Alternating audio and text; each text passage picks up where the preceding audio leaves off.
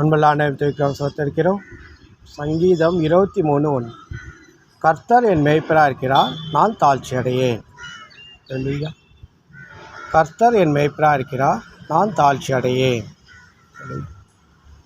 இது ஒரு ஆசீர்வாதமான வார்த்தை. கர்த்தர் நம்மளுடைய மேய்ப்பராக இருக்கும்போது நான் தாழ்ச்சி அடைய மாட்டேன் அப்படின்னு நம்ம பிசாசை எதிர்த்து சொல்கிற ஒரு வார்த்தை மாதிரி. ஆனால் பல நேரங்கள்லையே நம்ம தாழ்ச்சி அடைகிறோம். கர்த்தருடைய வார்த்தை, கர்த்தருடைய ஆசீர்வாதம் அப்படி.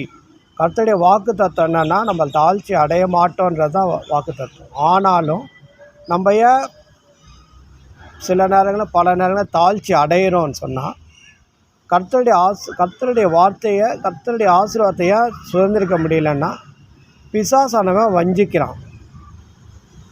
கர்த்தருடைய வார்த்தை முழுக்க நம்ம நடக்கும்போது, சாய்க்கும்போது, வார்த்தையின்படி நடக்கும்போது தான் நம்ம ஆசீர்வாதத்தை முழுசாக சுதந்திரிக்க முடியும். ஆனால் பிசாசான நம்ம வஞ்சிக்கும் போது அது நடக்காமல் போகுது.